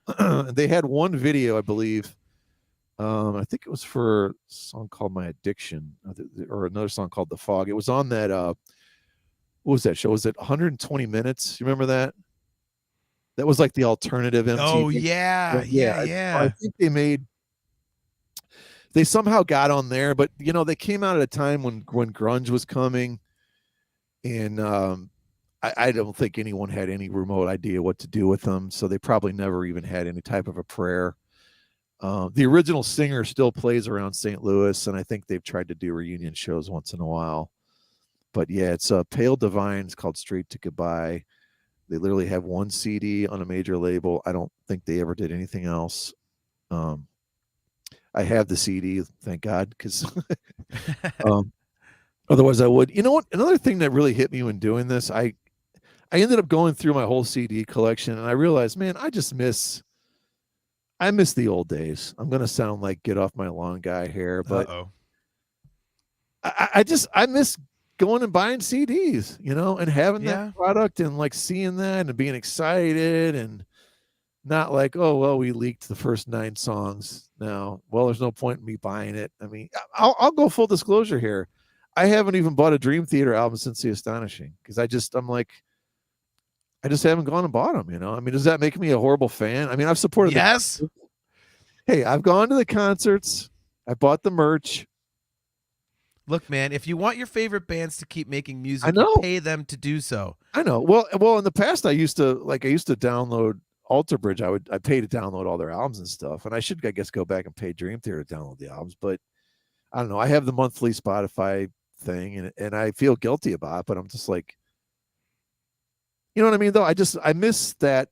I think we're all missing that sort of era. It's hard to sort of unring that bell and go back to all that. As much as I want to get into vinyl and stuff, that's actually where I was going to go. Is that, I mean, I'm getting into collecting the vinyl of my favorite bands, so like that's kind of like cool for me. Like I'm looking for sealed copies. Like I could easily go and get an open copy of all the stuff. Like I want 5150 and 0812. Like could I go get like a $10 open copy at the record exchange? Yeah, I can do that. but I'm looking for, like, I found a sealed unopened copy of 5150. It's like $150, and I'm like, well, that's what I'm going to start doing, because it's kind of, for me, it has replaced going to the record stores and stuff like that. So, but yes, you're a very shitty fan for not buying the records. If your favorite band puts out a record, pay for the goddamn thing. I stream everything too, but if it's a band I absolutely love, like a Dream Theater or a Van Halen, or especially like a Seven Dust, a band on that level, I'm buying the record. I'm actually putting some money into their coffers. We did. But We both bought the Labrie on vinyl. Yep. I bought the Michael Romeo on vinyl. I think that was the last physical product. Now I have paid to download the basically all of the Kill Switch albums and all of the Alter Bridge albums up until the newest one. Okay. But yeah, I don't know, man. I really wish. I don't know. I wish we could kind of go back. Yeah. Well, I mean, you mentioned physical product, and it's kind of ironic. You mentioned, like, you have kind of a local band on your list, and you mentioned they had a song, something about addiction, and I'm about to do something incredibly, what could be considered incredibly self-serving. Hopefully you don't consider it so, but yeah. I know where this is going. I'm going with a local Cleveland band called APG, their sole record called This Brutal Addiction. And I've got the album cover on the screen. And for anybody wondering, this is my band. But I'm doing this for a reason. So if you guys want to listen to this, it is on Spotify and Amazon Music and stuff. It's our full record, and there are we did a 3-song demo before we did the full record. So it's the full record, then the demo, and there is a hidden track. We got asked to do a theme song for a local cable show called The Unsigned, and so we did a theme song for that, and that's the bonus track. But anyway, I'm not doing this as you got to check my band out. Like, this record came out in 2007. It was the only record we ever did. We actually recorded 2 songs after this, and the videos for those are on YouTube. They're called Wish in One Hand, and the other one's called Angel No More. I played bass, and I did the backing vocals in APG, so I was not the lead singer. There's a couple lead parts I did, but there's a lot of harmony vocals all over this, because it's a combination of a band called Another Path and then my band Gatlin, after both those bands stopped at basically the same time, so that's why it's APG.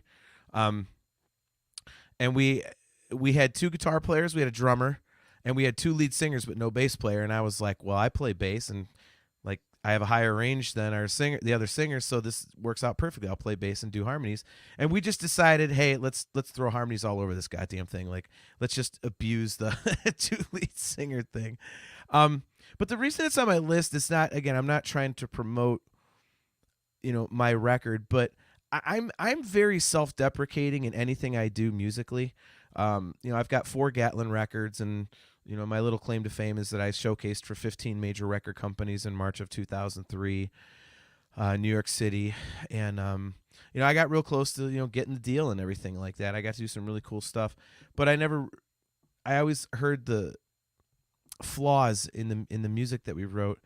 And the APG record, for me, I love the songs on it, and it's the one thing I can look at and go, okay, that's actually, I'm proud of this. Like, I'm proud of the things that I wrote, and the things that I put on there, because there's a lot of immediacy to it, I think, because we basically decided after the whole Gatlin thing and writing songs to try and get, we were shopping and worrying, was it good enough for other people? We just went, fuck this, we're going to write a heavy record that we like. And this is what came out, and I'm really proud of it. And some of the stuff that I put out that's on this record, I think really stands up. And the production is not what I want it to be, because the engineer was incredibly lazy. But yeah, I have this on here just because it's again, emotional connection. This holds a ton of great memories for me, dude, because I'm just it's the one thing I can actually sit back and go, okay, maybe I have somewhat of a clue of what I'm doing. And I like listening to it for that reason, because I could spend a whole show telling stories about writing certain songs and certain parts, and all the different things that we put on here that are very subtle. But yeah, I mean, sorry to pull my own record out, but I wanted something like that was I if I'm on a desert island, I want memories, and I want something that I can emotionally tie myself to. And That record for me is every time I listen to it, which granted it's not often, but I'm just really proud of it, and I enjoy what's on there, and I always wanted to write something that I was really proud of, and I hadn't nailed it outside of like maybe one or two songs prior to that, and I'm proud of that whole record. So you don't have to talk about it because it's me, but I have one thing to say. No, yeah. no, no. Like I swear I'm not blowing smoke up your ass, man. That song, "The Symptom," I think that's the coolest fucking song one of the coolest songs I've ever heard in my life, man. I don't know if Thank you, I've ever man. told you before. Like, I love Dave's voice. I do too. I do Dave, too. if you're listening, I know you do a duo out there, sometimes a solo. If you ever need a piano keyboard player, Dave. Hi, Dave. What are you doing, Dave? He would totally do it. I'm telling you, man. Put in a good word for me, man. I'd love to play with that guy. That'd be easy. I love. I don't know, man. There's something about his voice, and it's very unique. I don't know. It just sounds like it sounds sort of effortless, although I know it's not effortless.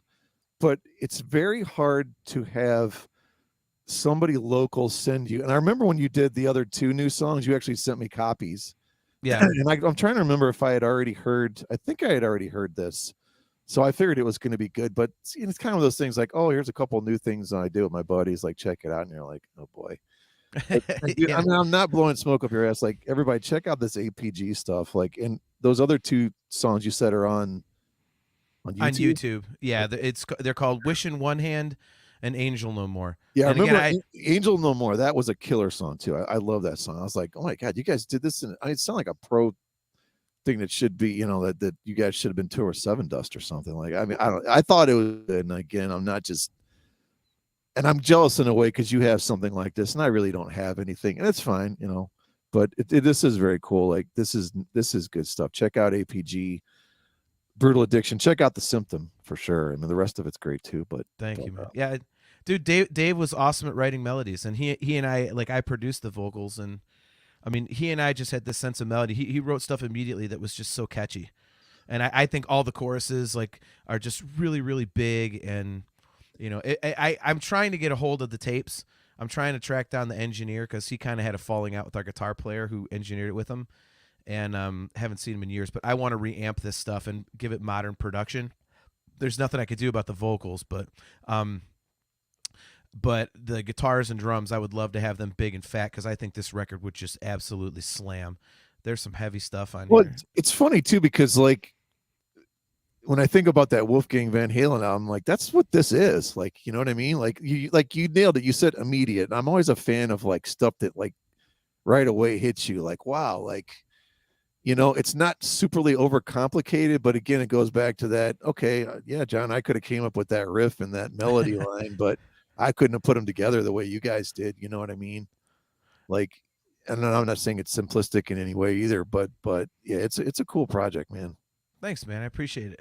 So, well, and enough about me. Like I say, I'm not trying to self promote, but Great. All right. So what do you have next on your list? We're already an hour and 17 minutes in, and we still have a couple more apiece. Oh my god, I have what is becoming possibly one of my favorite pieces of just recorded music and art of all time, and people might laugh, and that's 2009's 30 Seconds to Mars, This Is War.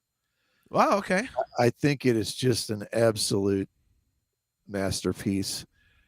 I'll never forget the first time I heard Kings and Queens, and it was like one of the rare times I had MMS on, and I think it was like 11 at night when they play their supposed new music, which means most of the time, whatever they play on there, they'll never play again, if you're lucky, Yeah.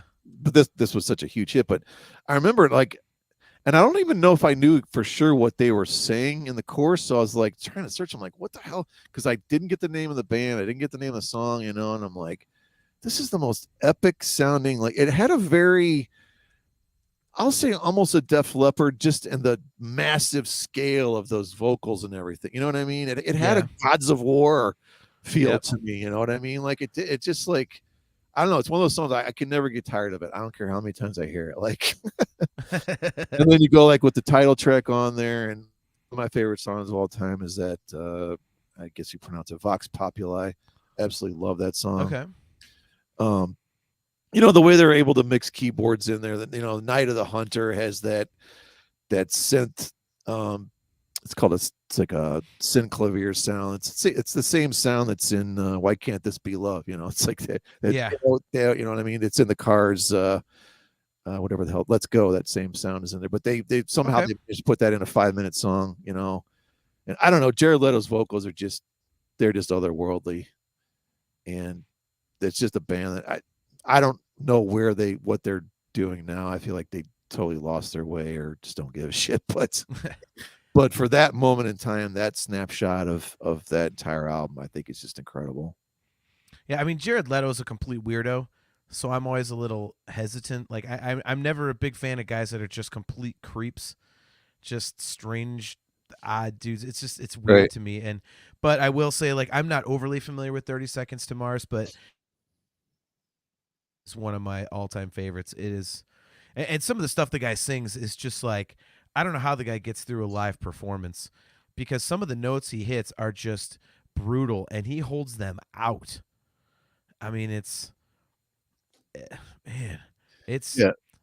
That Adam. album and the album before that I love too, but Okay, so Adam Rishog says Jared Leto better singer than actor. Oh man, I am not familiar enough with the 30 Seconds to Mars stuff to comment. the only thing I've really ever seen him in acting wise was that Dallas Buyers Club. He was really good in that, but then in that whatever that Marvel movie was that Marvel? Morbius. Yeah, Okay, Morbius. I haven't seen that one yet. yeah, that's been absolutely destroyed. I don't know if it's because of him or just the movie itself, but Yeah. Well, I know he was in Blade Runner 2049, which is a stupidly underrated, fantastic movie. What the God, it was. Oh, he was he porked himself up to play the guy who shot Lennon. oh yeah, So that was him. that's right. Yeah. Yeah. Mark Yeah, David Chapman. I mean, he's a really talented actor. I'm gonna say better actor than musician, because he's had more success. So let's just go let's just go by popular success. I'm gonna say actor, Adam. So, all right. So I just have a couple left here.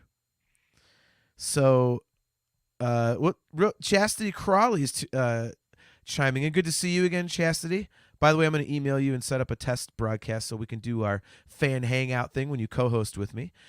Chastity says, if I had to pick an album that I could listen to repeatedly that isn't Dream Theater, it would be Once by Nightwish. I've never listened to Nightwish. Have you? That's sort of like stuff seems to be like more in your wheelhouse. I would like to get into it a little bit more. I forget the name of the keyboard player who kind of sort of orchestrates that whole thing. He's an incredible player. It all sort of has that symphonic metal. Was it that Timo guy or something? Timo Tolkien or whatever? I don't even want to try to it? say for sure because I'll be wrong. So, but I know he kind of leads the whole thing. Well, I know Nightwish, I think, is now like on their third singer, maybe. But they're I mean, that's one of those bands that they can sell out smaller places here, but I mean, they're just massive in Europe. I mean, they just crush it. Yeah. God, I'm trying to. Yeah, I have not heard any. I'm looking in my. I'm looking in my playlist here on Amazon Music, and I'm not seeing any of it.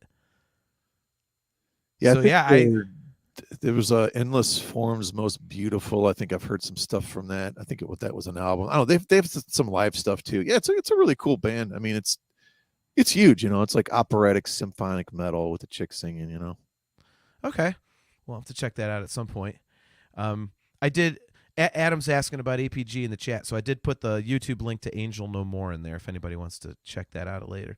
So I do have two left, and these are probably, I don't know if you could say they're the wonkiest ones because I just pulled my own record out, but right. So this is going to be a surprise one, I think, to maybe everybody, because this is probably something no one would expect me to listen to because it's really mellow. But I'm going with a band called Vertical Horizon, and they had one huge record, and it's called Everything You Want. And the subsequent record wasn't nearly as big, but I think I kind of prefer it in a way. It's called Go. But Everything You Want was a record that came along at a time that I was going through. I was being dumped by a girl that I was just absolutely insane about. And so like half of this record is like kind of like melancholy and I wish I could get you back, or you broke my heart type of thing. Is like, so I really identified with it, and it was really, really, it just, God, I hate using this term, but it kind of like filled a void at that time for me. It was like, I would go play shows with my band, and I would have my face melted all night long by these other bands we were playing with, and my band's just up there, playing metal, and I would be driving home, and I want to listen to something mellow, but I was also all sad and bummed out. And so this Vertical Horizon record had come along, and I'd heard the radio singles, and I just really got into it. And it's all the songs are really catchy. The lead singer Matt, God, why am I forgetting everything important tonight? Matt But Scanlon. thank you.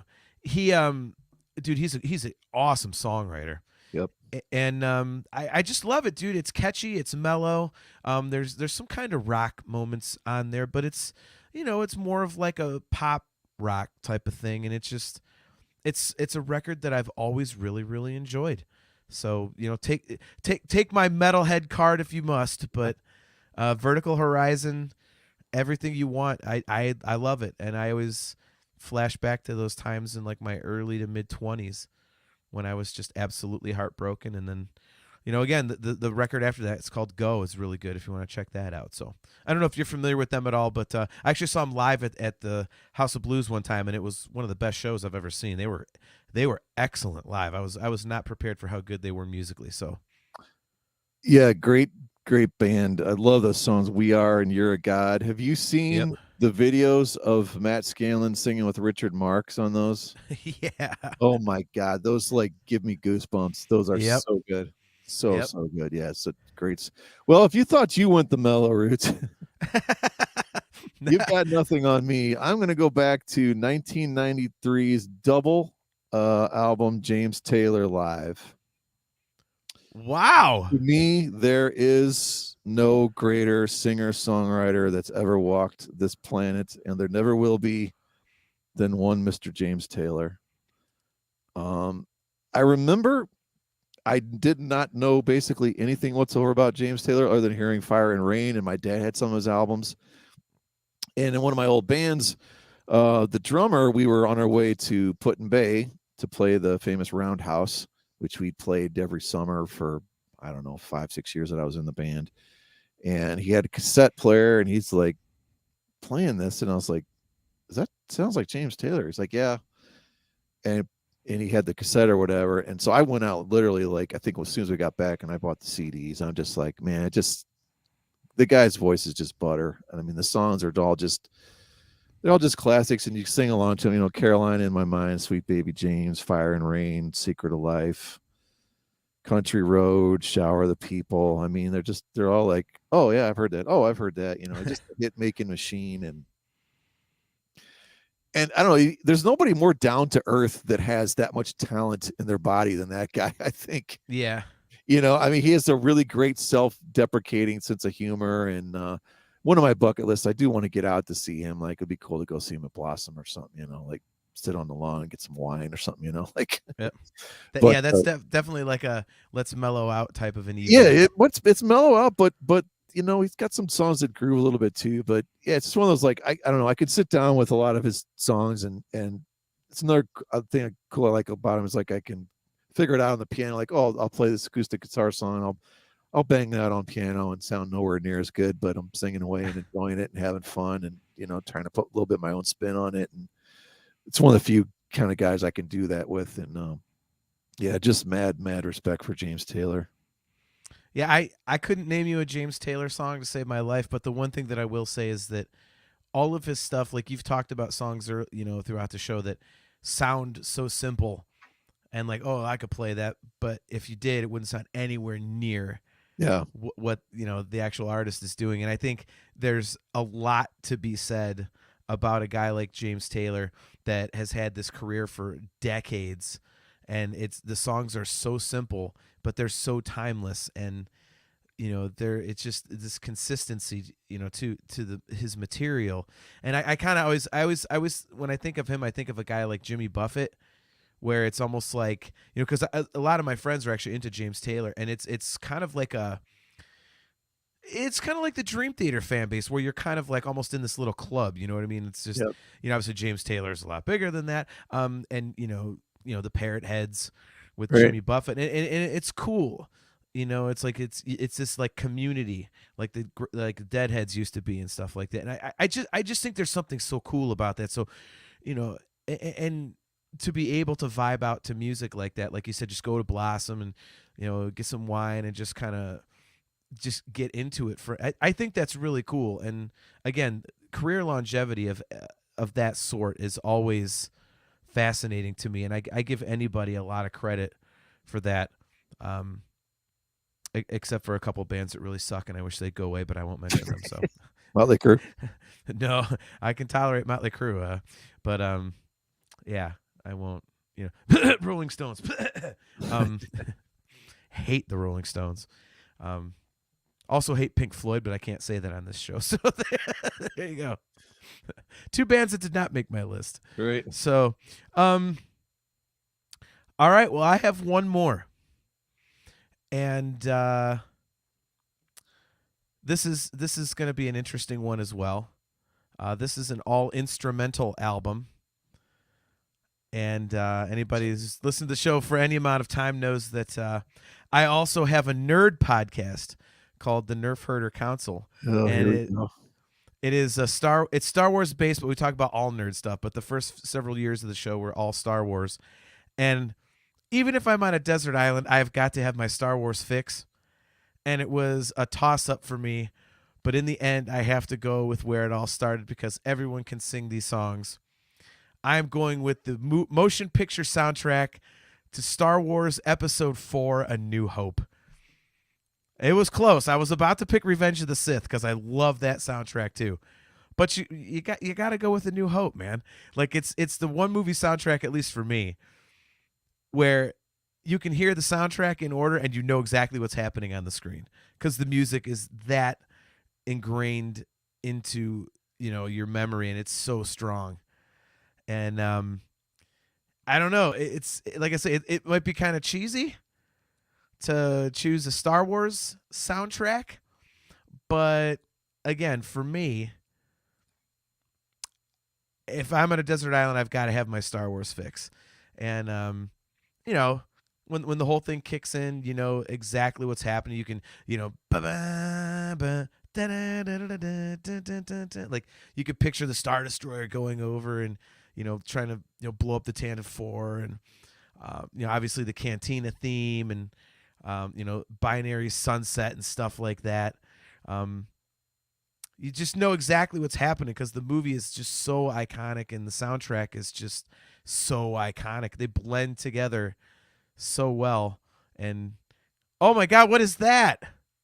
What?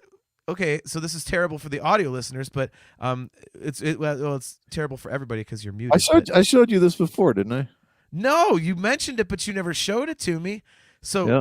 What is that? It's the story of Star Wars. What is that? Wait. Is that like a vinyl record that's like actually like with movie dialogue and stuff? Apart. Yeah, so it has. The pictures are awesome too. So. Oh my God! I thought maybe okay. So maybe I did just tell you about it and send you a picture. Yeah, it's basically it's like the movie just with the dialogue and then songs from it, and then they wrap it up in 2 sides. Oh, that's amazing. This will be interesting. So, I thought maybe they actually had they're not songs, but song titles, but they don't. Yeah, this is 1978, The Story of Star Wars. So that was after it had come out and was already huge. Well, it says 77, but that's when the movie came out. So May 25th of. Well, it still says 77 on here, so this must have came out at the end of the year. Wow. I am truly jealous. Yeah, next time you come over, I'll have to show this to you. Yeah. So Adam Rishog's he wants. I was about to say says it's not Adam Rishog's. Adam Rishog wants to know: have you ever heard the band Galactic Empire? Metal instrumental versions of Star Wars songs, pretty wicked stuff. I interviewed Galactic Empire on the Nerf Herder Council twice, and I've also seen them live. They did like a tour, and they came to Cleveland. Actually, the same venue that Brian saw Jeff Tate at, the Beachland Ballroom, and they were fantastic. And so I have heard of it. They actually have a couple other stuff. I think there's a couple songs if you look out there they did now, like the Book of Boba Fett. I want to say like the Jurassic Park theme. So they got a couple singles out there now, some other stuff, but yeah, Galactic Empire is kick ass. It's like if you took the Star Wars music and just made it like done by like a thrash metal band. The instrumentation's great. And when I interviewed him, the guy told me that they specifically look at the orchestration, so it's not just like a few guitar parts here and there. Like they actually go through like the 40 and 50 piece orchestra, and they recreate most of that. So it's really dense and really layered, and it's really true to the original tracks. So, yeah, but so I know it's kind of cheesy to pull a movie soundtrack out, but I should have known. Dude, I gotta get my Star Wars in there, I'm super hyped. Do you know what other John Williams score is coming to Blossom this summer? Oh, which one is it? It's not Return of the Jedi, so I'm mad at them. Actually, funny you mentioned the night before the fan hangout on December 30th, I'll be in Cincinnati, and the Cincinnati Orchestra is playing the Force Awakens soundtrack while the movie's playing. I'm seeing that, but what is it? I'm drawing a blank. What is it? Jurassic Park. That's right. It's actually my favorite score of his. I love that. There's some video of some, I don't know if it's like Poland, some European symphony playing it, and I think he's like directing him, and it sounds so damn good. Do you remember hearing the Jurassic Park recorder? Oh yeah. That is Yep. That is absolutely just one of the funniest things I have ever heard. Yeah, it's up there with Titanic. Yep. But all right, so what is the last one on your list? So the last one on my list, and this is it's not really inspired by, because it would have made it anyway, but I had the pleasure of listening to the Adam and Kyle podcast of I think it's Hear What's Spinning. Here's What's Spinning, yes. Here's What's Spinning, yeah. And they had a special guest on who has not made it on our show tonight. I think it's the first time ever. We have not seen Cale McLeish. Cale McLeish was a guest. I don't know what you call the word, not picker, but they do. I don't know if it's the same every week. I've listened to a few here and there. So they did 10 albums, new albums, and ranked them. One of which was the newer Alter Bridge album. And Adam made a point of, I believe, saying Fortress by Alter Bridge was their best album. And I've long held fast to that idea. Okay. So 2013 Alter Bridge's Fortress, 1 hour and 3 minutes, 12 songs, just an absolute hard rock, atmospheric opus, I guess is the word I could use. I mean, every song on here and the title track, one of those weird ones where the title track is at the very end, and it just finishes so damn well. And it starts out with Cry of Achilles, goes into Addicted to Pain, Bleed It Dry, really cool song called The Piece Is Broken. I mean, Miles is just singing absolutely out of his gourd. I think this is when they were at the top of their game in terms of just like experimenting wise. A little bit new ground was broken on some of these songs, and the way they approach the writing, and some different changes and dynamics and stuff. And I kind of feel since then that it's gotten a little stale-ish maybe. But man, Alter Bridge Fortress, if you're wanting to know where to start, if you want to get on the Alter Bridge Miles Kennedy train, I would probably go ahead and start with either Fortress or maybe Blackbird, but sure to me is their just penultimate album. And I was lucky enough to see at the Northfield, was it what do they still call that? The Hard Rock over there. The Roxino or whatever. Yeah, Roxino, yeah. So I was lucky enough to see them on on this tour there, and I believe they played almost half this album, and they just sounded amazing. So that is my final Desert Island album, 2013, Alter Bridges Fortress. And this has been fun, man. It's been difficult. It's very difficult. Like, it started out as an exercise of something, and it turned into something else. Like you mentioned, like, something that you had an emotional connection to. So that means if you're stranded, you want to kind of go back and get that feeling and reminisce about that. And yeah, that's awesome, man. Yeah, I had a few I had a few that almost made it. And it was difficult because it was like I whittled this down a lot. And I have 4, maybe 5 that I considered, and I was like, nah. I have and we talked about earlier, Hysteria is on my list. The first 2 Hoobastank records, I am a huge honk for those because, again, melody, and I sing along to them for days. And I also have Ozzy's The Ultimate Sin, because that is my favorite Ozzy record, and emotional connection here. When I discovered 1984 by Van Halen, I knew my older brother, who is he's 9 years older than I am. He had music up in his room, and I would get home from school before him, and I would go upstairs and I'd raid his room and I'd look and see what he had. And I'll never forget the 3 that were laying out. It was Sammy Hagar VOA, Motley Crue Shout at the Devil, and it was Ozzy Osbourne Ultimate Sin. And I would grab them and run downstairs and play them on my dad's big system until I'd see someone coming home. They'd run upstairs, put the tapes away, turn the stereo off, whatever. And Ultimate Sin just always stuck with me. And Shout at the Devil, too. And, VOA I couldn't get past I Can't Drive 55. But what about Dick in the Dirt? Right. I'm trying to think what I was watching or listening to recently. That it was the Ted Templeman biography, and he mentions that song because he produced VOA. So, and the last one that was like almost made it was For Unlawful Carnal Knowledge by Van Halen.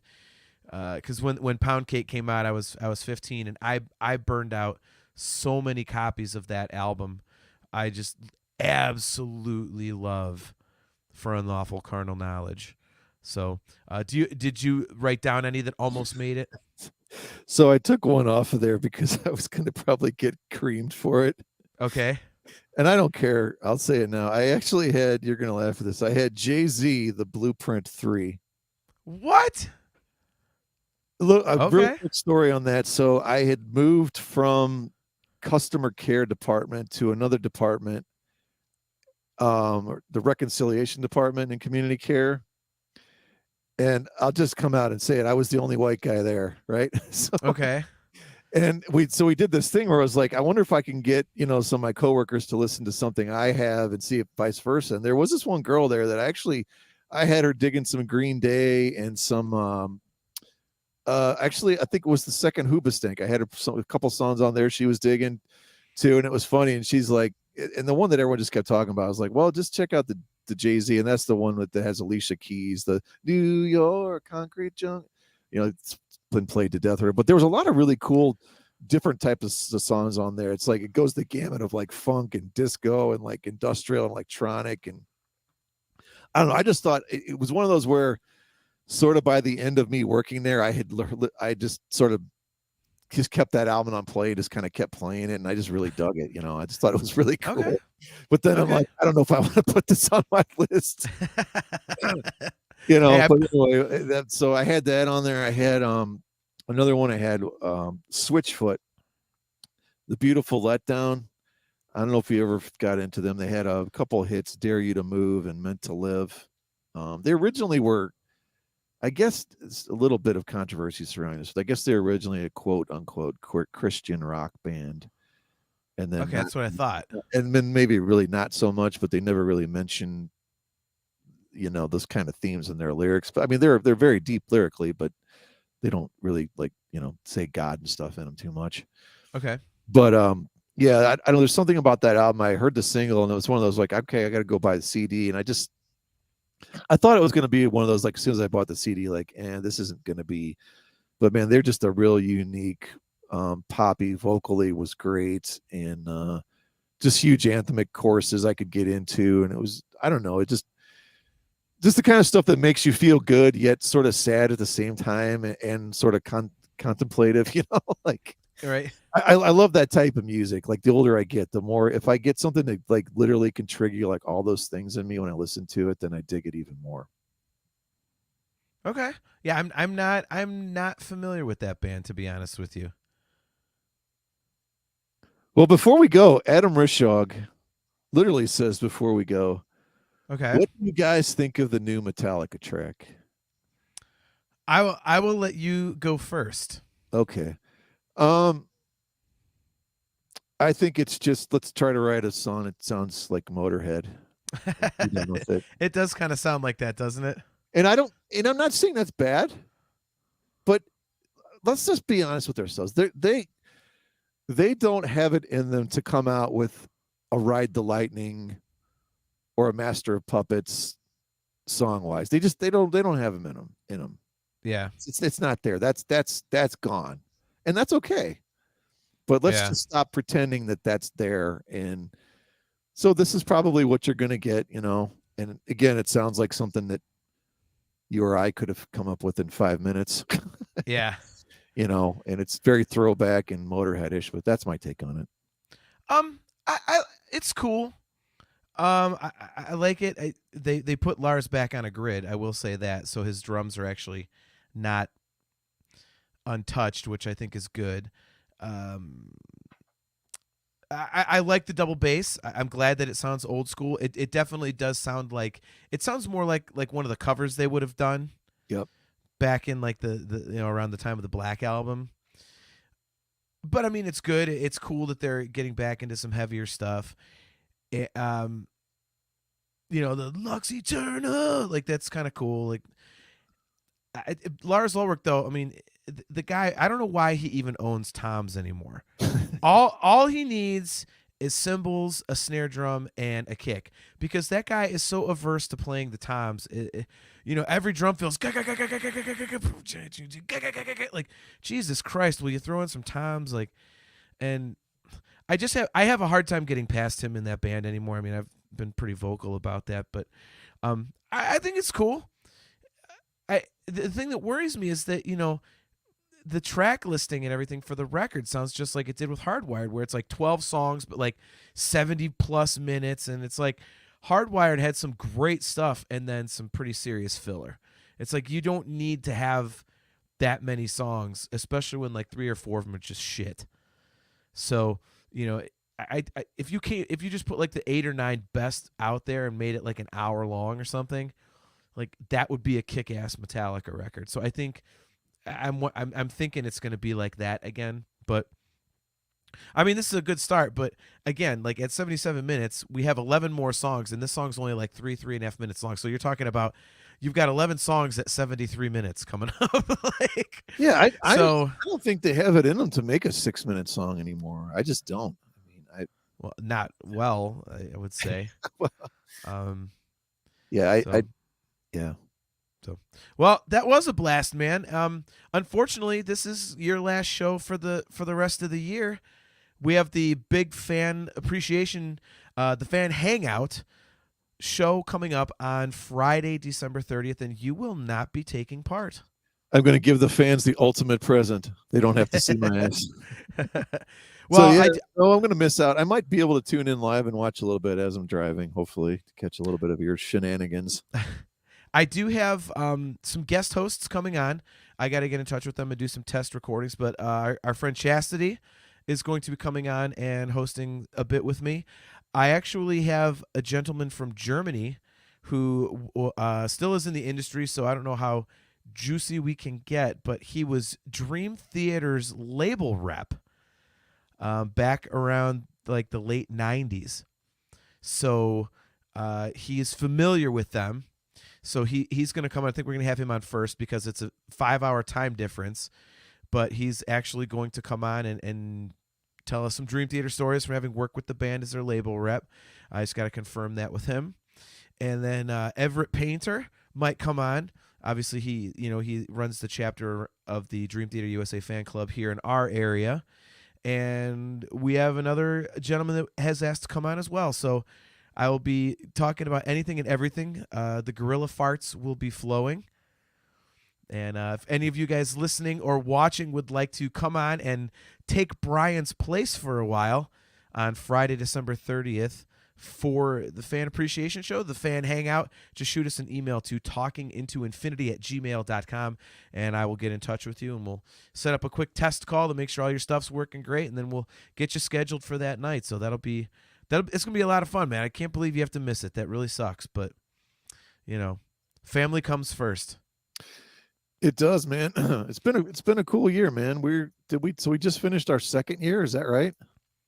Yeah, this is I believe episode 50. Wow. I think this is like our 50th episode, I want to say. So yeah, crazy. I know. I know. And we got a lot of really cool stuff that we're working on, getting going here for the show. So still working on getting some big name interviews, and we're going to be talking to our buddy Paul Lowe. We're going to do another Queensryche deep dive. We're going to be talking about the Empire record, and again, got some really cool stuff planned, and hopefully it pans out. So yeah, like you said, another great year, dude. So make sure you do tune in a little bit live, because it'd be interesting to get your comments and not bring them up on the screen. Yeah, right. That would be funny. So, but yeah, this was a blast, man. Good idea.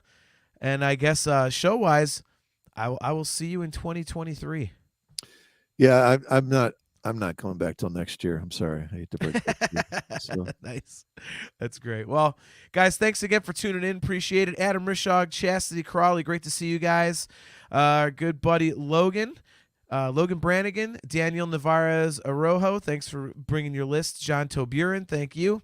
And guys, again, our next broadcast will be on Friday, December 30th at 7:30 p.m. Eastern Standard Time. It is our annual Fan Hangout episode, so tune in for that. It is a completely free-form discussion with all of you guys. You run the show.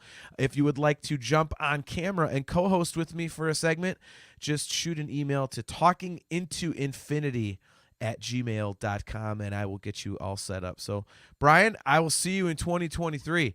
And the rest of you guys, I'll see you in 2 weeks. And as usual, Carpe Diem.